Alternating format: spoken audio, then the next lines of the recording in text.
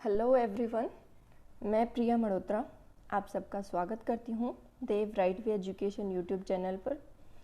आज जो मैं इस वीडियो के अंदर डिस्कस करने वाली हूँ, मैथ्स की स्ट्रेटजी रहेगी, उसकी प्लानिंग रहेगी, क्या क्या सिलेबस आता है उसका और कौन कौन से टॉपिक से कितने क्वेश्चन जो है आप लोगों से पूछे जाते हैं, वो सारी चीज़ें इस वीडियो के अंदर मैं डिस्कस करने वाली हूँ। ये वीडियो मैं ज़्यादा लंबी नहीं रखूँगी बच्चों, मुझे भी पता है आप लोगों के पास इतना समय नहीं कि आप लोग इधर उधर ज़्यादा टाइम बर्बाद करें। जो टू द पॉइंट बातें हैं, सिर्फ वही बातें इस वीडियो के अंदर मैं आप लोगों के साथ डिस्कस करने वाली हूँ। तो स्टार्ट करते हैं। सबसे पहली बात जो है, इसके अंदर आप लोगों के 15 क्वेश्चन जो है आने वाले मैथ्स के अंदर। तो आप लोगों का सबका टारगेट जो होना चाहिए 15 में से 15 मार्क्स जो हैं, यानी 15 आउट ऑफ 15। हर किसी को टारगेट ये अपना सेट कर लेना मैथ्स के लिए कि मुझे 15 में से 15 नंबर जो है वो लेने हैं। बिकॉज इसका जो मैथ्स आता है वो बहुत बेसिक आता है, 10th लेवल का जो एग्ज़ाम होता है उसी तरीके का मैथ्स आता है। बट आप लोगों को थोड़ा उसको टाइम स्लॉट के अंदर कवर करना है, 90 मिनट्स में आप लोगों को कंप्लीट पेपर जो है पूरा करना है। तो उस चीज़ के लिए आप लोगों को उसकी ट्रिक्स आनी चाहिए, कंसेप्ट की, किस तरीके से आप लोग उनको छोटे तरीके से आसानी से कम टाइम के अंदर क्वेश्चंस को सॉल्व कर सकें। ठीक है, सो लेट्स गेट स्टार्टेड। सबसे पहले मैं आप लोग को बता देना चाहती हूँ, इसके अंदर जो आप लोगों से टॉपिक पूछे जाते हैं एग्जाम के अंदर, कौन कौन से टॉपिक से यानी कौन कौन से चैप्टर से आप लोगों से क्वेश्चन पूछे जाते हैं। सबसे पहला जो आप लोगों का टॉपिक है वो है नंबर सिस्टम, जिसमें से आप लोग को 3 क्वेश्चन जो है मिनिमम देखने को मिलेंगे। अब नंबर सिस्टम में किस तरीके के क्वेश्चन आ सकते हैं कि यूनिट डिजिट वाले क्वेश्चन आ गए, एक बहुत बड़ी कैलकुलेशन है, उसके अंदर आप लोग को लास्ट यूनिट डिजिट उस क्वेश्चन का फाइंड आउट करना है। और किस तरीके के क्वेश्चन आ सकते हैं नंबर सिस्टम में, मैं आपको बताती हूँ।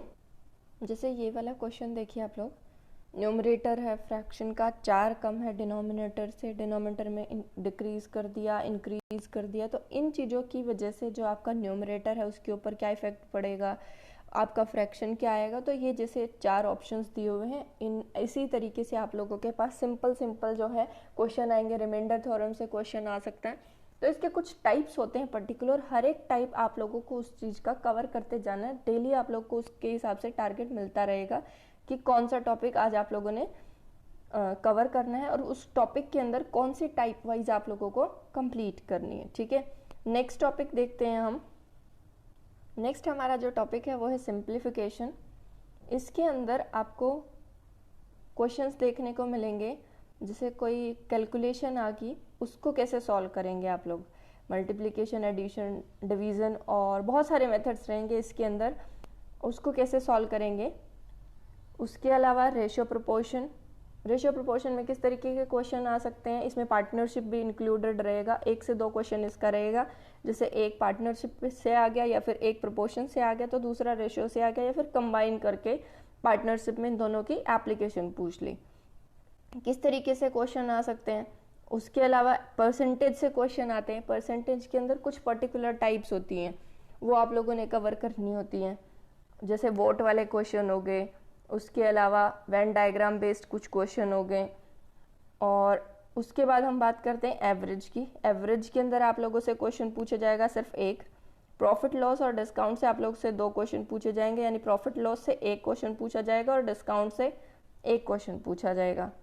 अगर मैं हिंदी में बात करूं तो हाँ, लाभ और हानि, और ये बट्टा बोलते हैं इसको आई थिंक, तो ये आप लोगों को करना है जिसके अंदर से क्वेश्चन पूछे जाएंगे।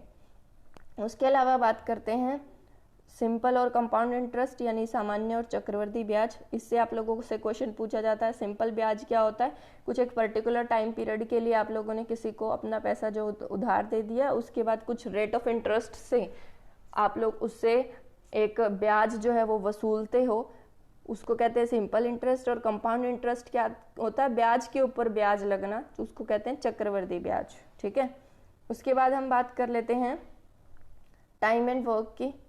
इसमें नेक्स्ट क्वेश्चन आप लोगों से पूछा जाएगा टाइम एंड वर्क का। इसमें भी कुछ पर्टिकुलर टाइप्स होती हैं, जैसे ए ने 10 दिन काम किया, बी ने जो है 15 दिन काम किया, तो वो दोनों मिलके कितने दिन काम करेंगे। तो आप लोग को ये रेशियो और एलसीएम मेथड से आना चाहिए कि इन दोनों का एलसीएम आएगा 30 उसके बाद इसको डिवाइड करोगे, ये 33 हो जाएगा, यहाँ से ये 2 हो जाएगा, तो इनकी टोटल एफिशिएंसी बन जाएगी 5। ये इनका टोटल वर्क है 30/5 यानी 6 डेज उनको टोटल लगेंगे। ये ऐसे चुटकियों में सॉल्व होने वाले क्वेश्चन आप लोग को देखने को मिलेंगे। ये भी मैंने सिंपल एक एग्जांपल लिया है, बट आप लोग को मे भी समझ ना आया हो, बट जब आप लोगों को ये चैप्टर अच्छे से कंप्लीट कराया जाएगा तो हर एक चैप्टर के अंदर आप लोगों के सारे डाउट जो हैं वो क्लियर हो जाएंगे। बिल्कुल बेसिक से आप लोगों से एग्जाम के अंदर पूछे जाते हैं क्वेश्चन। नेक्स्ट बात करते हैं टाइम, स्पीड एंड डिस्टेंस की। इसके अंदर क्या होता है, डिस्टेंस और टाइम और स्पीड को रिलेट करके आप लोगों से बहुत सारे क्वेश्चन पूछे जाते हैं कि एक पर्टिकुलर एक पर्सन चला यहाँ के कहीं से, उसका ऑफिस था, उसने इतना डिस्टेंस ट्रेवल किया, उसके बाद उसको इतना टाइम 5 मिनट वो लेट पहुंचा। अगर वो इस स्पीड से चलता तो 5 मिनट पहले पहुंच जाता, तो उसको कितना समय लगता या फिर कितना डिस्टेंस उसने ट्रेवल किया। उस तरीके के बहुत सारे क्वेश्चन आप लोगों से पूछे जाते हैं। इसके भी कुछ टाइप होते हैं, वो आप लोगों के साथ डिस्कस कर लिए जाएंगे। मेंसुरेशन में से यानी आप लोगों का इसका एक क्वेश्चन आता है। मेंसुरेशन में किस तरीके के क्वेश्चन आते हैं, ये 2D और 3D यानी 2 डायमेंशनल और 3 डायमेंशनल इसमें से क्वेश्चन पूछे जाते हैं। जैसे वॉल्यूम ऑफ कॉन क्या हो गया, उसके बाद यानी शंकु का घनत्व बोलते हैं आई थिंक उसको, तो शंकु का घनत्व क्या होता है 1/3 πr²h। सिंपल ही आपको छोटी छोटी चीजें दी जाएंगी, उसको कैसे सॉल्व करेंगे। मैं बात करूं परसेंटेज की, तो जैसे आप लोगों को बोल दिया एक बहुत फेमस क्वेश्चन है, एक तो वोट्स वाला question, valid votes, invalid votes, वो वाली टाइप आप लोगों को कवर करनी होती है। दूसरा इसके अंदर एक और फेमस टाइप है जिसको हम बोलते हैं परसेंटेज सक्सेसिव इंक्रीज और डिक्रीज, यानी आप लोगों के पास कोई इनकम है, वो पहले 10% से बढ़ी, फिर 20% से वो डिक्रीज होगी, तो नेट चेंज कितना आया आप लोग को ये बताना होता है, x + y + xy अपॉन 100। तो ये टोटल परसेंटेज आप लोगों को कैलकुलेट करना होता है। दूसरा इसका क्या मेथड होता है, उसमें आप लोगों को इस परसेंटेज को बहुत डिटेल में पढ़ना पड़ता है। जैसे 10% बोला, 10% का मतलब 1/10 होता है। कैसे, परसेंटेज हटाने के लिए हम 100 लिखते हैं डिवाइड में, तो इस 0 से ये 0 कैंसिल, तो ये क्या बन गया 1/10। मतलब आप लोगों को कोई भी इनकम दी है उसका 1/10 आप लोगों ने निकालना है। अगर वो बढ़ाया है तो वो कितना हो जाएगा, ये आपकी ओरिजिनल क्वांटिटी होती है, ये जो आप भी इंक्रीज या डिक्रीज करते हैं, मतलब 10 आपके पास थी, उसमें आपने 1 ऐड कर दिया, तो वो कितनी बन गई 11/10। ये आप लोग को अभी समझ नहीं आएगा क्योंकि आप लोग को इनका बेसिक नहीं पता है। जिन्होंने पढ़ा हुआ वो मेरी बात से एग्री करेंगे, उनको बहुत अच्छे से पता होंगी ये चीज़ें। अगर नहीं भी पता तो आप लोग को बहुत अच्छे से डिटेल में ये चीज़ें समझाई जाएंगी, ठीक है। मैं ज़्यादा समय नहीं लूँगी बिकॉज मुझे आप लोग को सिर्फ यही बताना था कि आप लोगों को कैसे इन चीज़ों को क्रैक करना है। सबसे पहली बात होगी टॉपिक्स आप लोगों को मिल गए कि कौन से चैप्टर के अंदर से कितने क्वेश्चन आप लोगों से पूछने वाले हैं, और डेली टारगेट्स में आप लोगों के इन्हीं टॉपिक्स में से टाइप वाइज आपके कंप्लीट कराए जाएंगे विद प्रैक्टिस। अब बात कर लेते हैं इसके लिए मैम बुक्स वगैरह क्या करनी है। तो बच्चों एक एसएससी की बहुत फेमस बुक आती है,